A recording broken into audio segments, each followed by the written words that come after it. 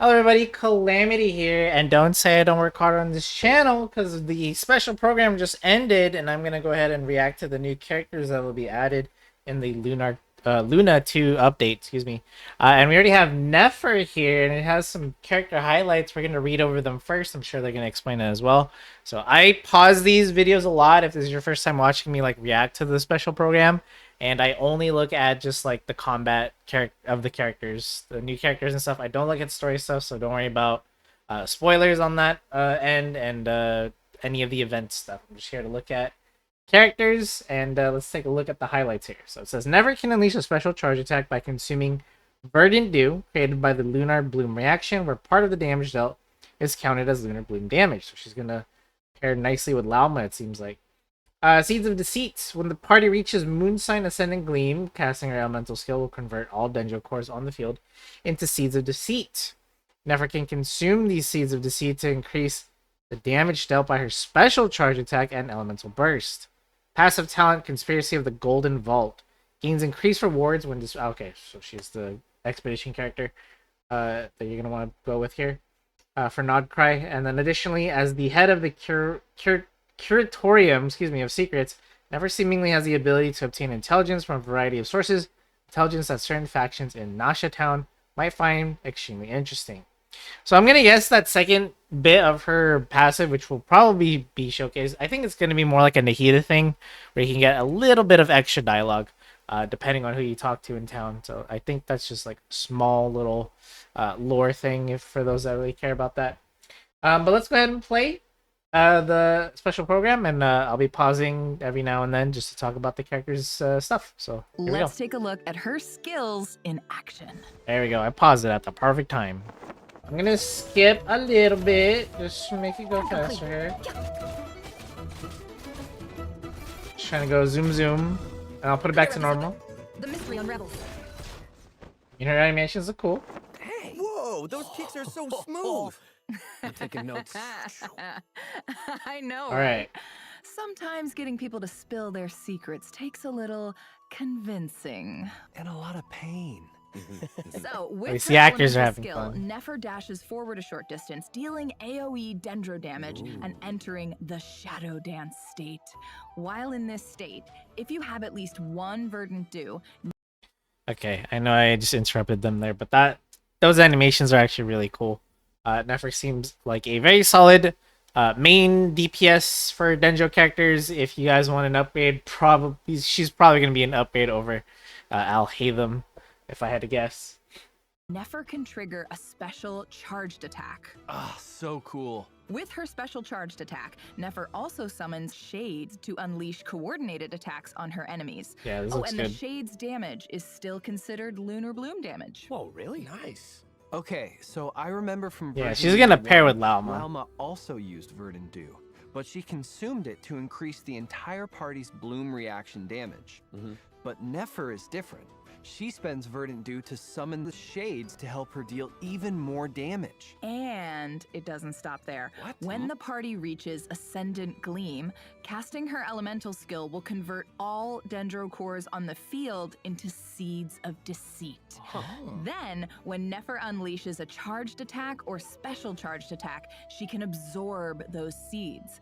The more seeds she absorbs, the higher the effect will stack, increasing the damage of her special charged attack even Makes further. sense, makes sense. Okay, so basically she uses what's already on the field and turns it into a buff. Crazy. Exactly. That is her correct. Elemental burst deals AoE Dendro damage to enemies in front of her, and the damage scales based on how many of those stacks she built up.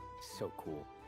So, with her Shades and the Dendro core mechanic, it's like she's in control of the whole Not much to say, honestly. She's our new main Dendro DPS. I really do hope y'all pulled Lauma, because we saw there in the showcase they were using them together, and you know, Lauma shredding Dendro resistance. They're gonna pair up really well, and lots of lunar blooms happening. And then all you gotta do is just toss in your choice of hydro application. It does look like she'll be doing mostly charge attacks. I don't know if you're interweaving normal attacks in there, but if you are, you could use her with Jing Cho and Yalan, and then you kind of do a couple normals into a charge. We don't know what her optimal combo is yet, of course.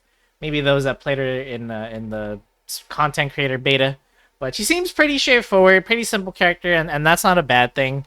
And definitely for those again that don't want to have to pull for Alhaitham, if you want a main Dendro DPS character, she definitely looks like a solid choice. Again, no damage numbers though, but if I had to guess, they're gonna be high because new character, power creep, and all that. So she seems pretty solid. Let's move on to the. Oh, they're still gonna talk about her kit. Actually, hold on. Battlefield. Yeah. Basically, Let me she see if there's is. anything interesting about the Plus, passive. as the head of the Curatorium of Secrets, she's seen it all, so she can even bring back bonus rewards from That's nothing 20-hour new. expeditions in Nodcry. Nice.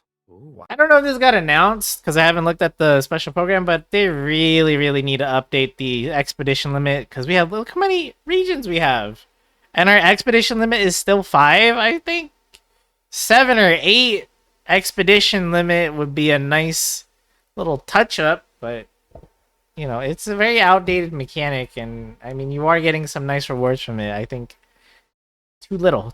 There's a lot of regions we can't even send expeditions to. wow. So awesome. All right. Well, this seems like the perfect time to give travelers a quick rundown on the event wishes. Yay! They didn't really point out the second part of her passive talent about certain factions finding her intel interesting, which again, I guess that's just extra dialogue. I don't know if they showcased it earlier, but it doesn't look like they're going to showcase it here. Hey, In the first half of version Luna 2, Oh, speaking of Hydro application, there you go, Farina making yet another comeback into the banners. She's a very solid character. Still very strong, still one of the best supports in the game. The only downside is you got to bring a team-wide healer to match her team-wide drain. Once you do that, you have one of the best off-field damage dealers and one of the best buffers still. So nice to see Farina back. And for those that already have her, her constellations make her even more busted. And they're still very good. I wish we could get her constellations for free with the new mechanic. I forgot what it's called, the journey thingy. But Fontaine characters aren't on that list yet. Anywho, travelers can look forward to event wishes from NEFER. Farina, very solid Farina. character.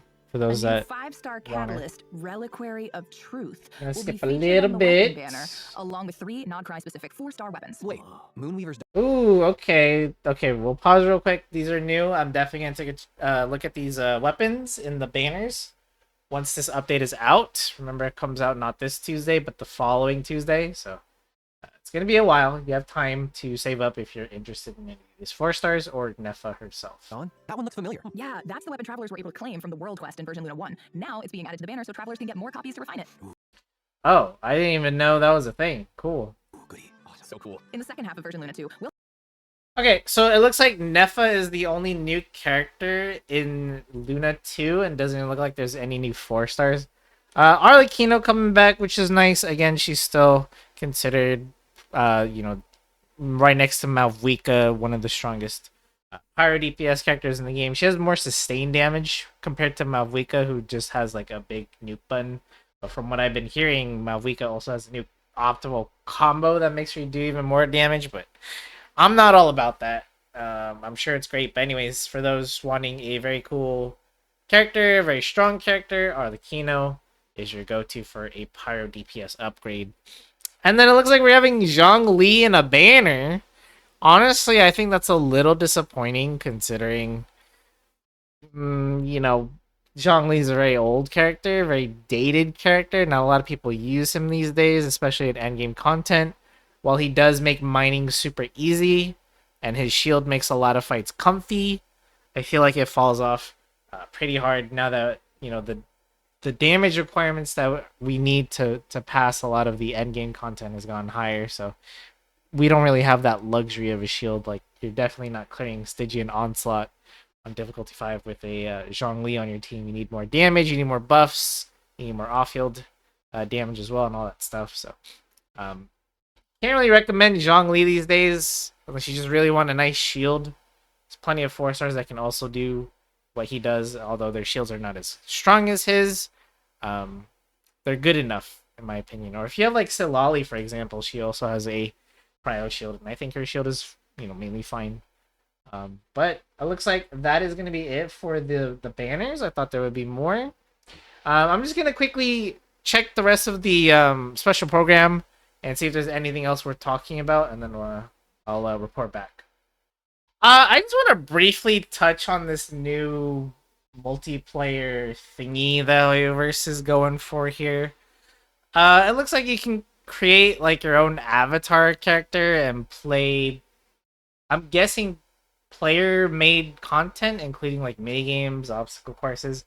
I don't know if this is just a for fun thing or if like we're gonna have to interact with this to get gems in the future. Maybe like how like we have the music mini game now, and you kind of have to just play a couple songs every update to get some gems. Or might be like, you know, play a little obstacle course made by the community once per update or something like that. I don't care for this mode. Obviously, if there are Primo Gems rewards centered around it, I'll just do it for the gems. But I have zero interest in, making videos on this thing or playing it myself. This is like a Roblox for Genshin, basically. Like, you make your own character, you make your own content. All right, so I made it to the end of the special program, and I didn't really see anything else that is really worth talking about. No quality of life changes, no big changes. Usually, that's all. In the anniversary event. That's why I like the anniversary events. We always talk about lots of the quality of life stuff, but it doesn't look like there's that much this time around. Maybe they'll be mentioned in the patch notes or somewhere or a blog post on HoYoLab, but if there is, I'll make a video and talk about it. Other than that, NEFER looks solid. If for those of you looking for a Dendro main DPS character, like I just mentioned before, consider NEFER. Obviously, yes, Lauma is going to make her damage reach that next level. She's like the Escoffier to Skirk, so to speak. That doesn't mean, she's not worth pulling if you don't have Lauma. You can always just pull for Lauma in the future whenever she gets a rerun. I'm sure NEFER can do plenty of damage on her own in a free-to-play friendly team, and you can get through all of the game's content with it. I'm sure she'll do fine. It's just mainly like the whole NEFER Lauma team is probably going to be optimal for just endgame stuff, but if you're not concerned with that, then it's not a big deal. So that's pretty much it for this video. Usually I make these reactions kind of longer, but it doesn't look like there's that much going on, at least for the kind of content that I cover. So it'll just be, the usual endgame stuff that we'll talk about. And maybe I'll make a guide here too. Maybe. I haven't made a guide in forever, but we'll see. But anyways, thank you guys for watching. Let me know what you guys think about NEFER. Are you guys going to pull for her? Are you guys excited for the next update as well? Let me know in the comments. And just to answer my own question, no, I'm not going to pull for NEFER. I am saving for certain other characters that will be coming out in the future. So I'm looking forward to that. Instead, I got to save. And, it sucks that I have to save for so long because, the gems that we just get in every update, despite 100%ing all the areas and stuff with the fancy treasure compass and Nogcry, it's not enough to pull for every 5-star character you see unless you get some insane luck.